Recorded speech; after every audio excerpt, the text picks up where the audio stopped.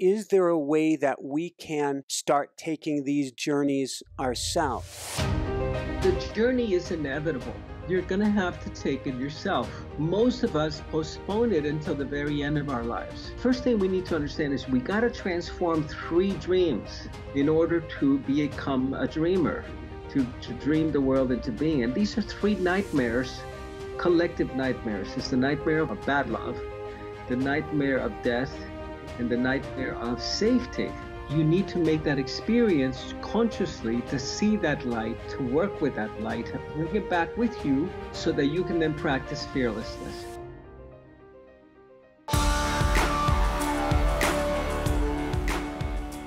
Hi everyone, welcome back. I'm Michael Sandler, your host on Inspire Nation.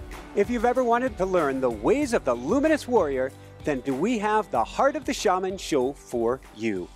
Today I'll be talking with best-selling author Dr. Alberto Villoldo, a trained psychologist and medical anthropologist who has studied the healing processes of the shaman and directs the Four Winds Center and is the author of a brilliant, can't-put-down new book, The Heart of the Shaman. And that's just what I want to talk with him about today, about stories and practices of the luminous warrior and how to transform our lives.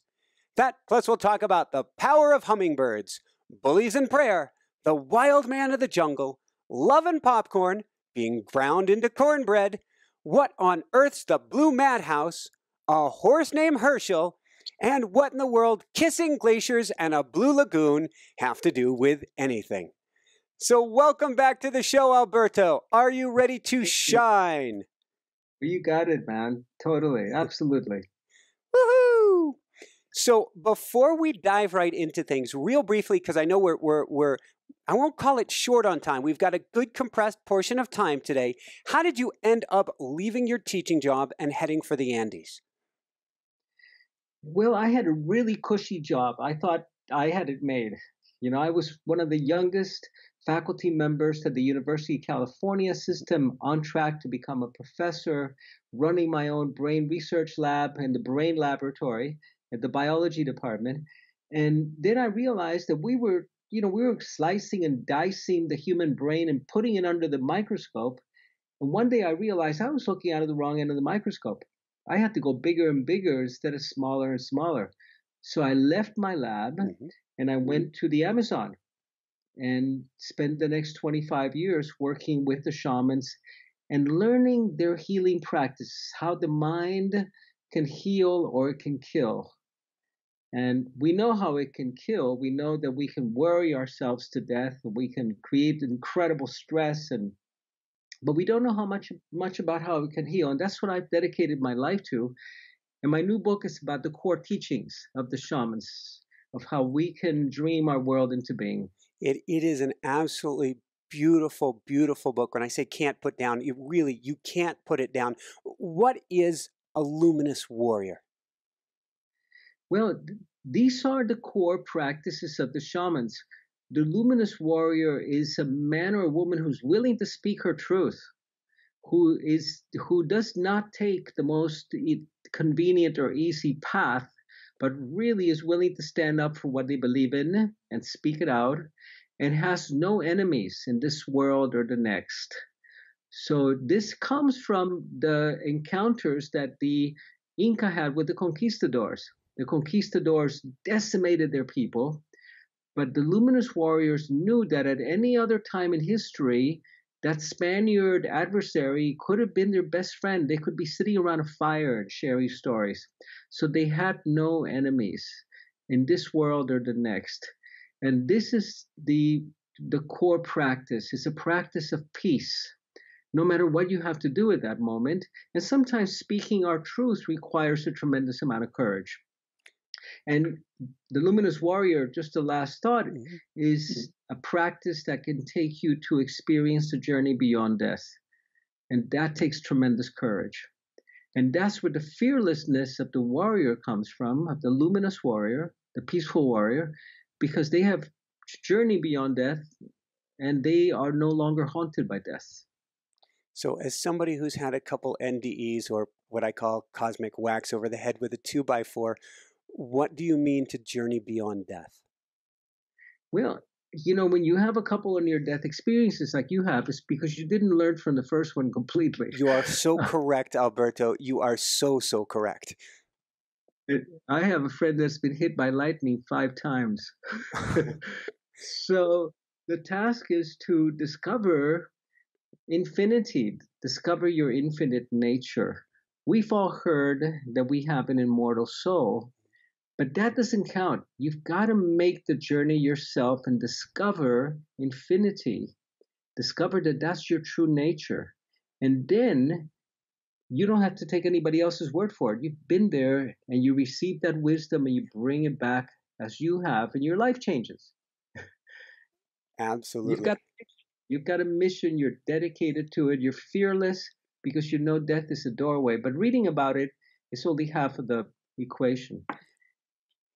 It's something I call the open-hearted warrior, which means to drop all shields and to lean into life and to lean into death and to lean into the fear, to lean into. Doesn't mean that you don't have those to me, but you lean into them anyway.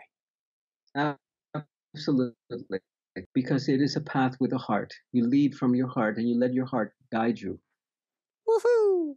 So what is a sacred dream, or our sacred dream? Well, the notion that the shamans have is that the world that we are living in, what we call reality, is really a dream. And when you have a nighttime dream, you might be in the craziest situations, but it seems totally real and totally normal at that time. It's incredible. I was having dinner with my father in a dream. My father died 25 years ago. He was a young man, and we were in a ship, in a galleon in the Pacific, and it seemed totally normal that a whale came up out of the surface and looked at us. Totally natural. The shamans say that the waking dream that we're living in, what we call our waking reality, is also a dream. And if you can wake up within it, then you can guide it and steer it. Then you can dream your world into being, and you can wake up from a nightmare that you might be caught in. The nightmare relationship, or the nightmare job, or the nightmare diagnosis, and you understand that you can change that dream, that you can dream health, that you can dream love, that you can dream creativity. But the shamans are very practical. It's just talking about it is not enough. They say that information is different from knowledge. Information is knowing that water is H2O, and knowledge is being able to make it rain. So you've got to be able to make it rain.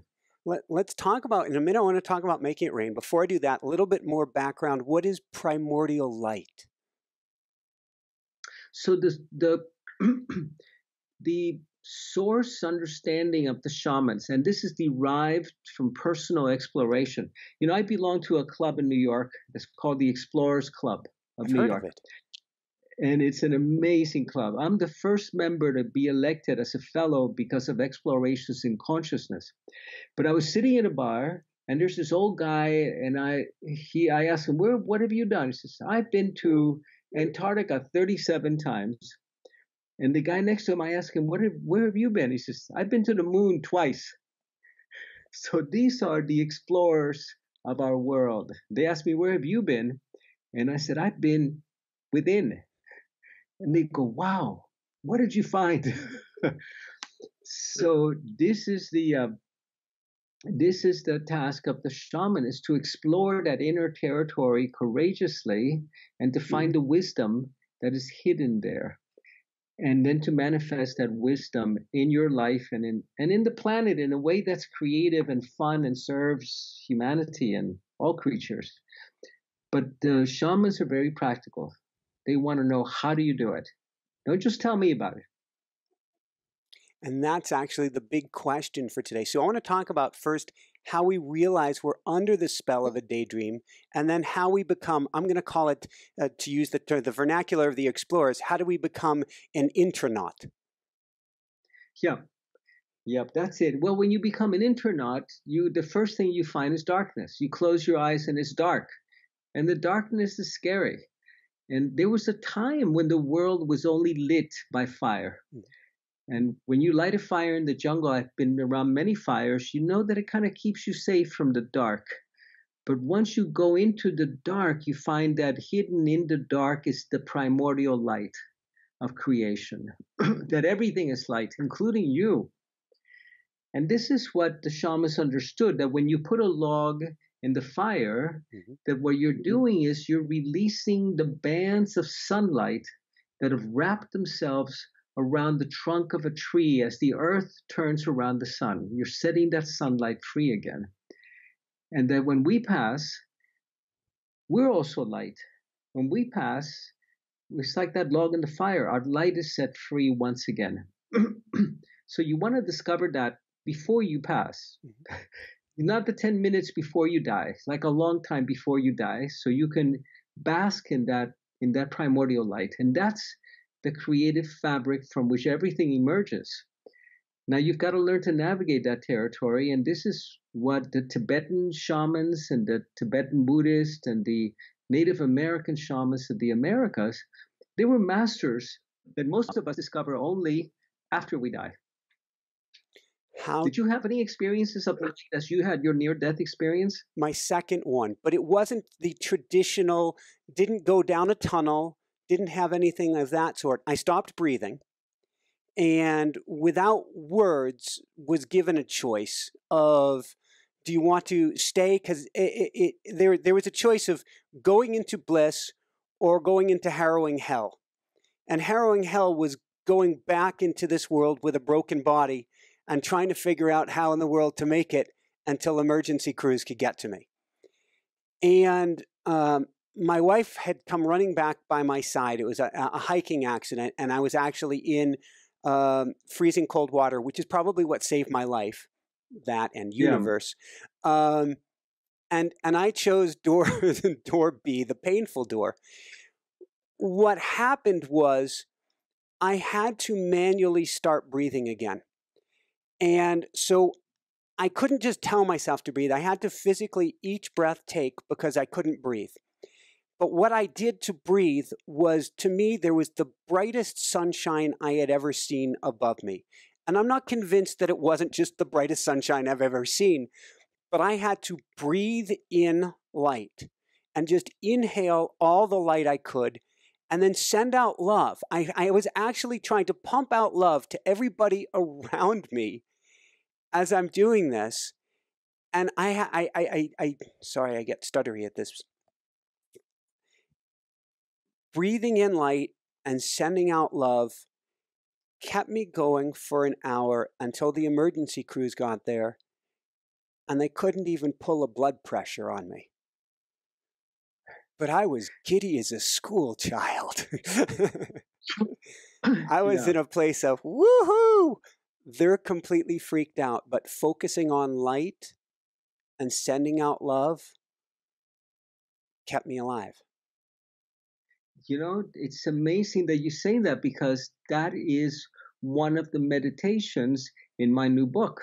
That's an ancient shamanic practice from Tibet and from Machu Picchu, that you breathe in the light and you release the love. This is how you create the world in a beautiful way.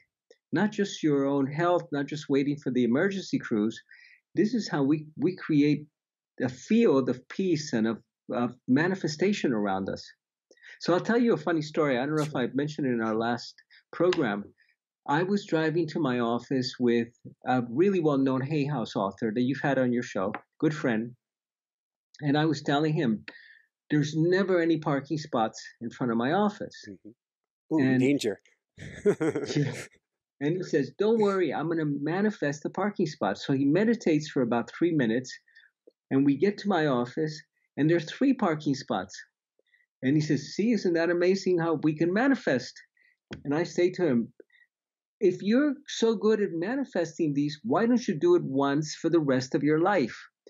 Why do you have to do it every time you need a parking spot? He got pretty upset with me.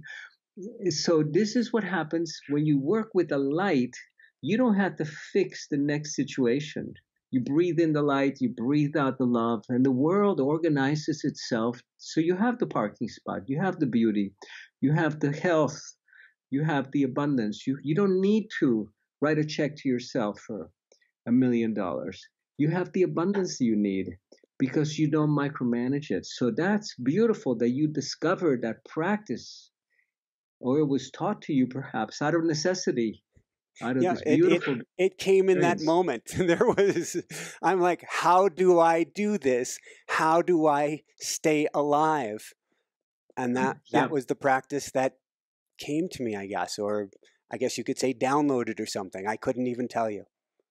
Well, you did. And that's why in shamanic traditions, I had to go through this in the Amazon, where I went through a symbolic death ceremony Hmm. where I didn't have any broken bones. I could breathe normally, but I had to face my death. And the shamans choreographed it in such a way that I didn't know if I was going to make it or not. And so much was shown to me. You were given the spiritual first aid, but there's so much information and wisdom. Is there a way to start tapping into this? You've taken a lot of 3-day journeys, so to speak, and journeys led by shaman. Is there a way that we can start taking these journeys ourselves? Well, the journey is inevitable. You're going to have to take it yourself. Most of us postpone it until the very end of our lives when we're making that final crossing. That's why we put so much effort into creating a personal immortality project. I always keep a half finished book on my desk in case God comes or death comes. I'm going to show him this book. Say, hey, I can't die right now. I still have got to finish this book. So, one of the dreams that I write about that we need to wake up from is the dream of death. And you need to make that experience consciously to see that light, to work with that light, bring it back with you so that you can then practice fearlessness. Then you don't need to keep a half finished book. You don't need to keep any I love yous or I forgive yous that have not been said yet. You can live life with impeccability and with courage. And then then you're outrageous. You have a blank check, you have carte blanche to be totally outrageous in your life then. And then you don't have to keep working on your mommy and daddy issues in your 60s. Because come on, there's other stuff to do in this world. Can you tell us who was Don Manuel Quispe and what is, speaking about fearlessness and death, kissing a glacier? Kissing a glacier. Well, I started as a medical anthropologist, and I was in the Amazon studying the healers. How do they marshal the resources of the mind to get the body to heal very, very rapidly? And Don Manuel was the eldest of the shamans. And he said to me one time, well, the first thing that we need to heal with you, Alberto, is your ignorance. And I said, but wait a minute, I have a PhD. And he said exactly what I'm talking about. I had a lot of book wisdom, book knowledge, very little spiritual wisdom. So one of my initiations that I had to go through was at very high altitude, at almost 15,000 feet, at the foot of a glacier in a holy mountain. And I was the only non-Indian. And see, I was received very well by these indigenous people. These were the last of the Inca. Nobody had had contact with them. They had been isolated for 500 years. They were the prophecy keepers, the watchers. They kept watching humanity after the conquest and how it unfolded. And I was one of the first anthropologists to meet them. And I was received as a great healer and given access to everybody. Not because I had any shamanic gifts, but because I brought some Western medication with me. And, babies that had distended bellies with parasites, we have really, really good meds for that. So they welcomed me. And then we were at the Holy Mountain, and the old man says to me, one of us has to go and kiss the glacier. And I said, look, I come from the Caribbean. I like warm beaches. I don't like glacial lagoons, and right below the surface, maybe 12 feet below the surface, you could see the blue ice.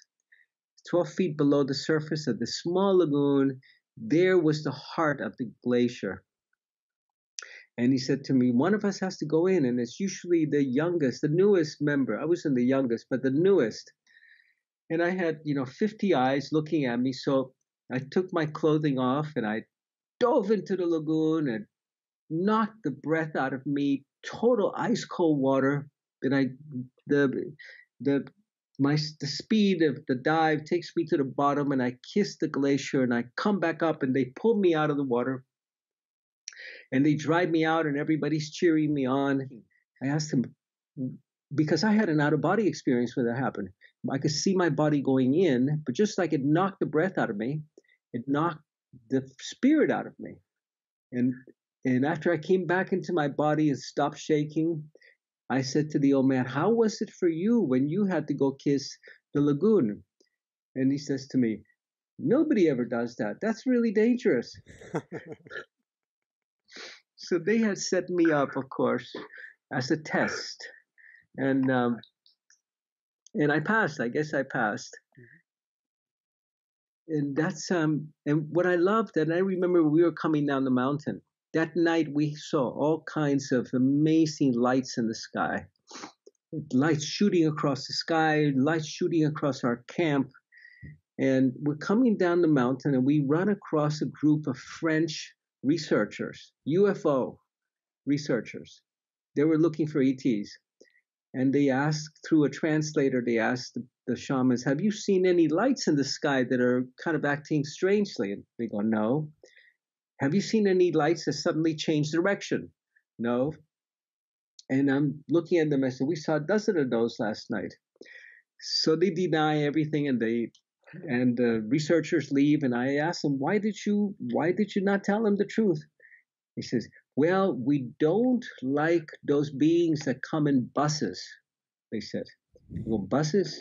Said anything that's metallic and it's a vehicle, they call a bus, because they'd never seen buses before. The space buses, we don't like those. The ones that we like are the ones that step right through the fabric of tears in the fabric of space. It's like a light opens up. It's like a lens opens up in shimmering space, and they step through. These are the extra dimensionals, they said. We like those. Those are the luminous ones, the luminous beings. They're made only of light, of that original light. The others have high technology. We're a little bit leery of them. So that's part of the world of the shaman. It's the understanding that the only thing there is in the universe is light and life. And light is equal to life when you get to a high enough level. I like that. We've Jessica and I we hike all the time, and we've run into bear. I've run into mountain lion on my own, and it always the same thing happens when we see hikers afterwards. She goes, "Should we tell people about them?" And I'm like, "No, because Yeah. I'm not worried. I'm not worried for the people. The people will be fine. I don't want. I'm very protective of the animal that we just had a sacred moment with." Totally. And they know you, and they've come to greet you in some way. So. Exactly. How do we start stepping into the light? Well, you cannot avoid the light. So the light is unavoidable. It is who we are. It's what our nature is. So in the heart of the shaman, what I thought this would be my last book, and it might be, but I wanted to present the key practices of this ancient feminine wisdom. This is from the time of the goddess traditions that was so banished by the conquistador, by the church, by the masculine teachings. I wanted to present their practices for becoming a dreamer. Mm-hmm. So, because for the shaman, you're either a dreamer or you're being dreamt. You're being dreamt by your genetics, maybe, or by your culture, or by your karma, or your family of origin. But you can become a dreamer. And as you become a dreamer, you understand that the fabric of all of creation is that primordial light. Mm-hmm. And your work is to work the light and to use that to create beauty and form in our world. It's the complete creation. Woohoo! Let's talk about transforming a few of these dreams. Basically, waking from this bad dream, or becoming a dreamer instead of becoming a sleepwalker. How do we transform the dream of security? Well, the first thing we need to understand is we got to transform 3 dreams in order to become a dreamer, to dream the world into being. And these are 3 nightmares, collective nightmares. It's the nightmare of love, of bad love, the nightmare of death, and the nightmare of safety. We want to live in a world that's safe. And if you scare people enough, they're willing to give up their freedom, their homes, their communities, their thinking, their beliefs to someone who promises them safety from the bad guys, whether the bad guys be the neighbors or whoever it is. But the only place you can find safety is within you. One time I asked the old shamans, when they were doing a reading of the prophecy of the time to come for the entire earth, I asked them, where will it be safe? And they said, nowhere. Where can I take my family? He said, nowhere. Nowhere will be safe, but you can become a safe person. And if you're a safe person, you will create safety around you. Wow. Not in the gated community, not in the, not through the multiple insurance policies. You can become a safe person. And there's a story about a couple with 3 children right before the outbreak of World War II in London. They saw that Hitler was gaining a lot of power, momentum, and Europe was headed to war. And they got a world map and they looked at where they could take their family that they would be safe. And they found this little island in the South Pacific that nothing ever happened there in the last 1,000 years, called Guadalcanal, where the fiercest battles in World War II ended up happening. So these are times of extreme danger that we're living in. And, you cannot keep your money somewhere where it's safe. One of the most dangerous places for our children are high schools. It's crazy. We live supposedly in the safest country in the world. It's not. So we have to find safety within. We have to wake up from that nightmare that someone or something can make us safe other than ourselves. Thank you. I want to ask about waking from the other 2 dreams, but maybe you can tell us about that. I'm going to pronounce this wrong. Please forgive me. The Laika. And what are they seeing into the future? Well, the Leica is, Leica is also the name of a camera. I don't know if you're a camera buff. I actually own a Leica, come to think of it. Leica. Yeah. And I used to own an old Leica before the SLRs. And I take it with me to the mountains. And they look at the camera and they go, "Oh, you have a shaman's camera. Ooh. Can you take photographs of the invisible world with that?" So they had never seen that brand. But the Leica are the high shamans. They are the wisdom keepers and the prophets. They're not the healers. They don't mend broken bones. In fact, if you get hurt, you don't want to go see a Leica, because the first thing she'll ask you is, "Well, what's the lesson that you need to learn from this?" And you're going, but I'm bleeding. What do you need to learn? Come on, help me. So you want to go to one of the healers. But a Leica is a wisdom keeper and a dreamer. So they are in charge of dreaming the world newly for their people and for all people. You have them in Australia, you have them in sub-Saharan Africa, you have them in the Americas, in the Hopi lands, in the Mayans, and the Incas. The dreamers are in charge. They're the earth keepers. They're the custodians of our planet. And now the dream is going bad for everybody. It's not just the invasion by the Europeans in the Americas. It's going bad for everybody, with climate change and with all of the things that we're exposed to today. So we need people that are willing to take on a new dream.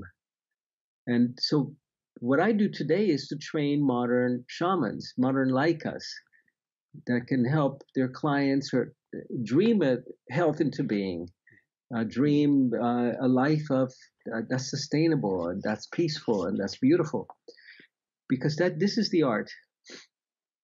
So that's who the Laika are, and they have a legend. They have a legend that before we were born, that all of us were gathered in a great green field, and a very big angel came out, and this angel said, this is going to be a very challenging time on the earth, very, very difficult.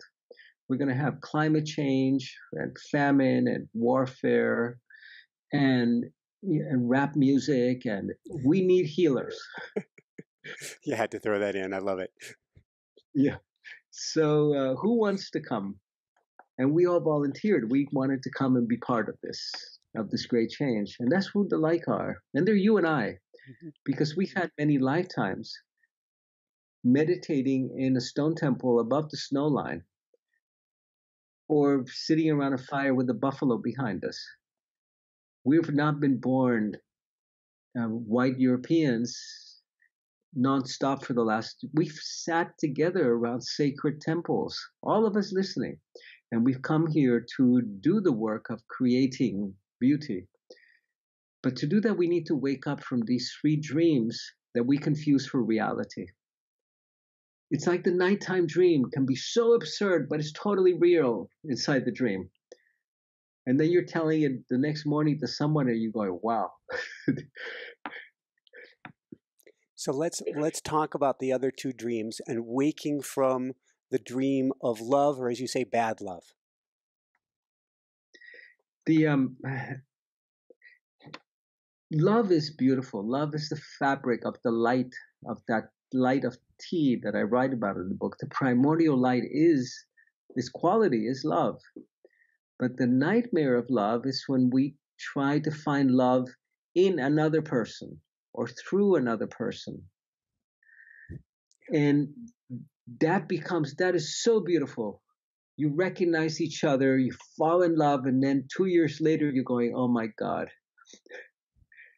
And we were having dinner with Brian Weiss, who wrote Many Lives, Many Masters. And somebody asked Brian, what about when you meet your soulmate, when you find someone you're convinced this is your soulmate? He said, run away as fast as you can, because that's usually someone you killed in a former lifetime or hurt you. And now you're being brought together again to heal. So you want to find love within, you want to find love through, you want to be able to love the trees and the sky and the earth and that rain shower that got you wet unexpectedly and now you're cold. Love it. And then you're able to share love, offer love, and not have to find this through your partner and have that turn into a nightmare like it has for many of us. And then thank you. And then waking from the dream of death. But just from the dream of love, what happens then is that a couple of years later, you wake up and you go, who is this person in my bed next to me? Who is this creature? How do I get them out of my bed? And that's when the dream turns bad. And that's when you end up, if you stay together, becoming intimate enemies over time. And the dream of death, how do you wake up from that one? The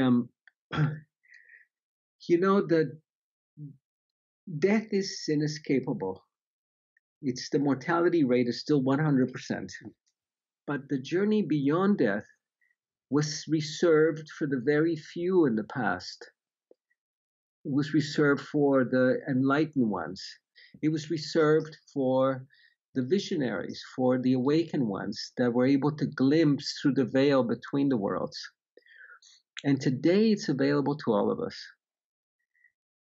For religions, and religions appear around 6,000 years ago. For religions, we have an immortal soul that cannot be destroyed.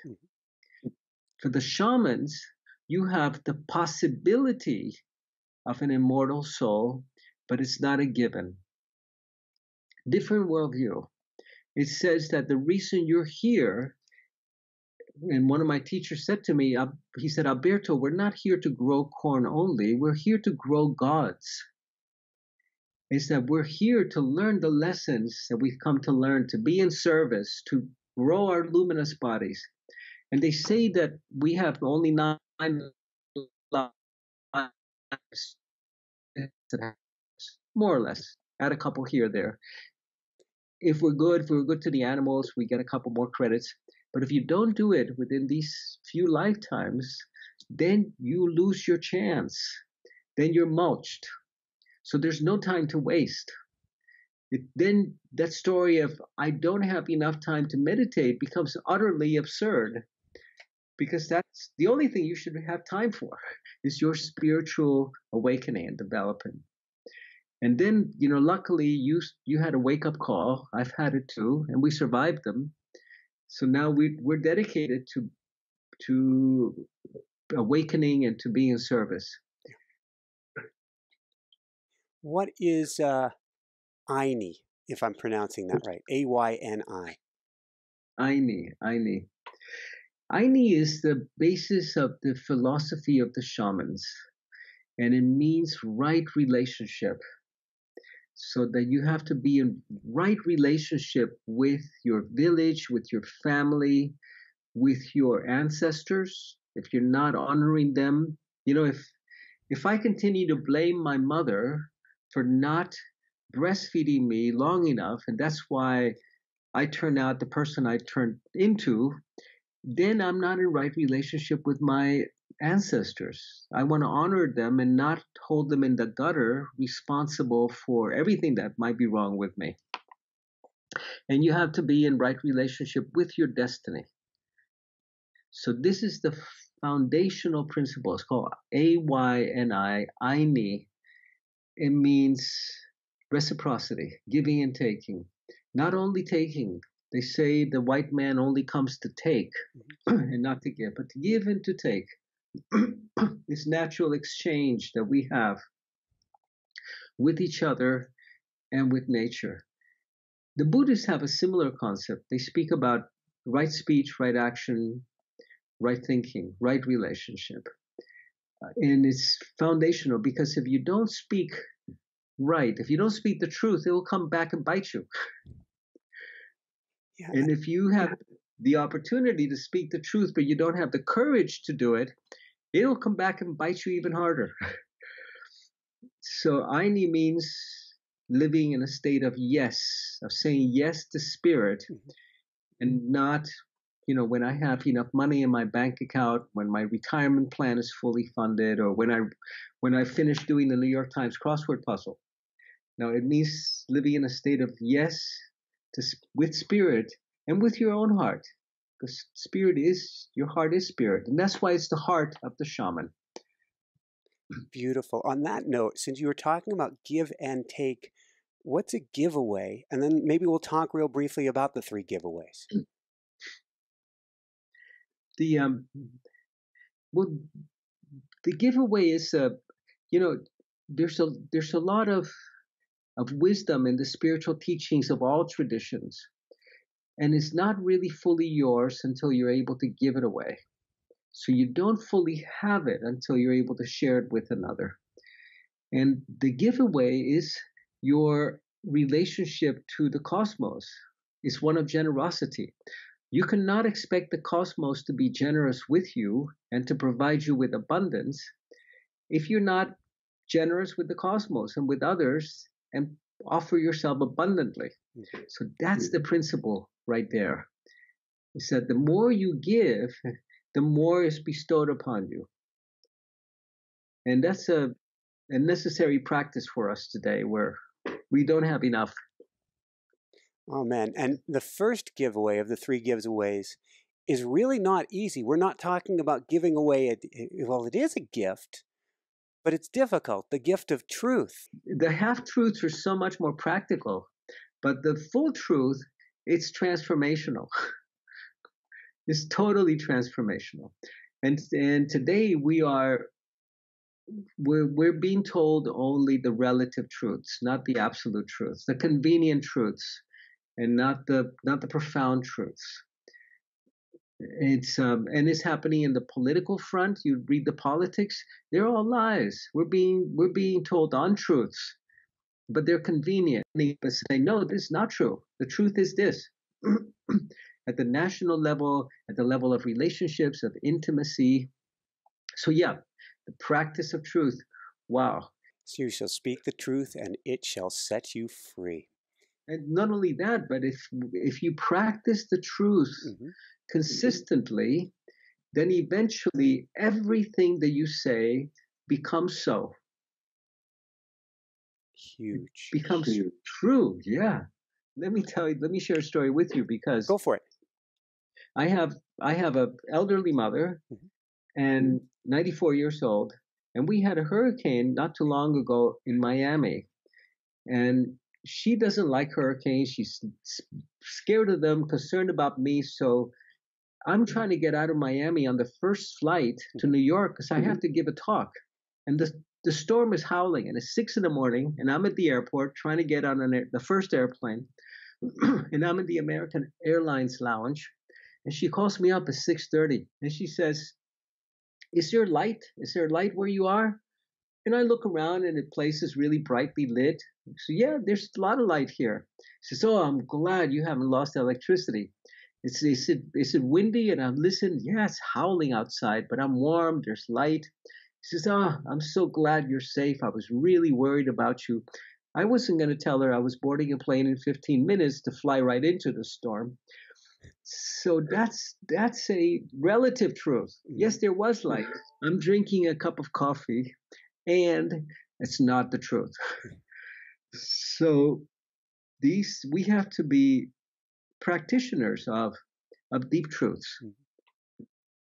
And then if you can practice that, whatever you speak it manifests. From there, second giveaway, beauty and the importance of seeing beauty everywhere and pointing out beauty everywhere. Somebody asked me on a show a few days ago, what's the most important teachings of these ancient feminine traditions? And we've honored a lot the goddesses. The goddesses are very popular, but the goddesses are part of the shamanic traditions that are interactive, that are not just descriptive, that are not worship oriented. You don't worship the goddess, you dance with her. So and I said to them, the most important practice is a practice of beauty, of creating beauty, of seeing beauty around you, even especially when everybody else sees only the hideous and the ugly. Where's the beauty?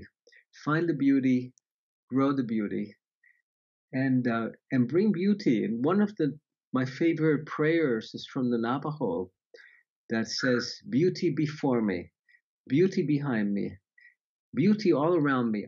I am surrounded in beauty. In beauty I walk in beauty. And your walking in beauty radiates beauty and transforms whatever's around you into beauty, into beautiful things. Yeah. I love how you also mention that when you fall into beauty, time stops. It does, yeah. So let's talk the third giveaway real briefly. Love. In fact, I love this line here from well, actually, you've got two just amazing things. They go together. When you're able to love one who will never love you back, you discover your true power. And then you put a quote from Khalil Gibran. And God said, love your enemy. I obeyed him and loved myself. Yeah, what powerful teaching, huh? It's amazing how much time we spend struggling with ourselves and judging ourselves and not forgiving ourselves and not loving ourselves. So that's where we discover love, where we discover love first. And then the ability to love someone that will not love you back. And this is at that moment even. So my wife and I were having this big argument a couple of days ago. She is so obstinate. She is so hard-headed. She cannot see anything other than her point of view. And then I'm going, but that's exactly what I love about her. She is strong, obstinate, determined. This is what I love about her. Of course, she was not in a place to love me back at that point, but we got over it very quickly and we grew from it. So to love a child that is not able to love you back at that time, or a person that is not able to reciprocate, that's a great act of love. Woohoo! What one homework, if I was to give you my hat, take off my coaching hat and put it on you, Alberto, and this has been brilliant. What one homework assignment would you give people today? Well, I would invite them to do a breathing practice, very ancient breathing practice, coming from the Sumerian goddess traditions in the Middle East and in the Americas, which I like to guide us in. So it's a breathing meditation. So let's go ahead and take a deep breath and exhale. And another one. And exhale. And on the next inhale, I'd like you to repeat to yourself, I am. And on the exhale, my breath, silently. Inhale, I am. Exhale, my breath. I am. My breath. I am. My breath. I am.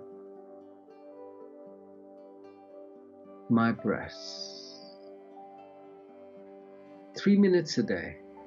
It's a very powerful, transforming meditation, and one that you will be really useful when you take your last breath, because then you'll be able to follow it out into infinity and not thinking, how did that meditation go? I am my breath. And you know, the word breath comes from the word spirit.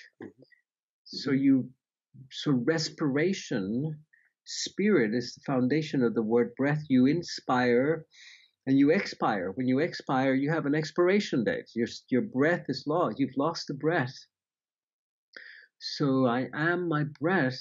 Who am I? I'm not Dr. Alberto. That's just a title I have. I use it to make reservations in restaurants. You can't get a good table anymore, even with a doctor title. I'm a father. Yeah, I'm a father, but that's what I do. I do fathering, but I'm not only a father. I'm not only a spouse. I'm not only a man. I am my breath.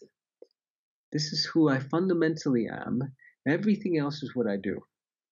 And if I can identify with the spirit that enters me and that I release freely, I don't hold on to. And if you've watched people die, the way that we die in the West is we die by trying to withhold the breath. When you're scared, you go, oh. But if you're with someone, if you're helping someone to die who has died peacefully, you find that they'll go, they set their breath free. They set their spirit free. There's nothing to hold on to anymore. So the sooner we learn to practice, the freer that we become. I am my breath. And this is what the heart of the shaman is about. And this is the core practice of the luminous warrior. Beautiful, beautiful, beautiful. On that note, where can people go to find out more and to find your beautiful book, The Heart of the Shaman? Well, it's actually in bookstores today, and you can order it from Amazon. And it's order it from Amazon if you would. It's number one in Amazon in its genre right now.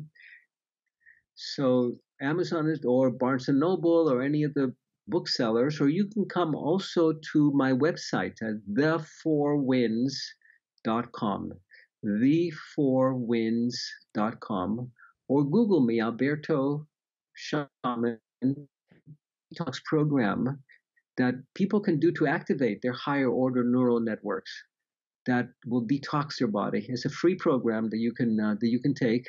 to help your body detox, to experience the light more directly and powerfully. Beautiful. And that's at thefourwinds.com? Thefourwinds.com, yes.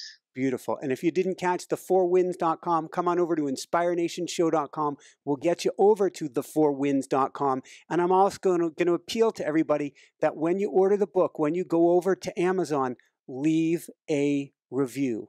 That'll help tremendously. And this, to me, is the most, it's ancient, but it's also the most forward-thinking wisdom. I believe the way of the shaman and the light is where we all get to go and need to go. We need to become luminous warriors. Absolutely. Speak the truth, create beauty in these times of darkness, and, complete creation. Woohoo! All right. First, advice for parents for their kids today. Tell them sacred stories. Don't read books to them. Tell them sacred stories. Beautiful. And secondly, what brings you the greatest happiness, or what I call the woohoo factor? Being on your show. And waking up in the morning and taking a breath and going, I am my breath. I am happy. What'd you learn from Machu Picchu last week? The Machu Picchu is the holy city of the Inca, and I was reminded that we are light wrapped up into matter for a very short period of time, and to remember who I am. I am my breath. Thank you so, so much, Alberto. So for everyone out there, this is Michael Sandler saying, be well, have fun, get the heart of the shaman, and begin becoming your own luminous warrior today, and shine bright. Woohoo! Wow, wow, wow. What another amazing, sacred, special interview. On that note, if you want to dive into something that's sacred and special, then you want to dive into the automatic writing experience. It's a process where you learn how to channel, to go quiet, put pen to paper, and literally get answers from the other side of the veil. Now you can get our video-based program where you can begin learning automatic writing today, along with live classes at automaticwriting.com. On that note, if you're loving the show, then that means you are a mystic. So join Michael's School of Mystics. We meet 4 Wednesdays a month. Simply go to inspirenationuniversity.com and you can find Michael's School of Mystics. On that note, come join us every Monday night. We have YouTube live events. And if you want even more than that, click the join link. Come join the inner circle with me. You get an uplifting dose of goodness in the inner circle with all of the behind the scenes footage and videos that I make specifically for you. We're a podcast too. Find us on iTunes, Spotify, every single place you can get a podcast. You can find the Inspire Nation Show. Click the subscribe button and the bell icon, which will notify you with upcoming shows, YouTube Live premieres, and here's the link to the next amazing video. Love you guys so, so much. Big thumbs up. Leave your comments if you like this. Shine bright. Woohoo! Love you guys.